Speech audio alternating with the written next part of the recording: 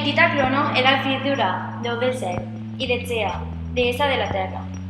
Crono temia que un dels seus fills el destronara, així que cada vegada que la seva esposa tenia un fill, se'l menjava. Un dia la seva esposa donà a llum a un fill anomenat Zeus que el va amagar i li va donar al seu marit una pedra embolicada amb bolquers.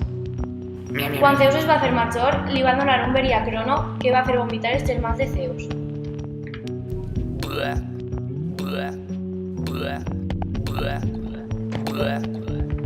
Crono és el tità del temps perquè va devorar els seus fills i no es va deixar gaudir de la seva vida. Crono, conegut com el temps que tot ho devora.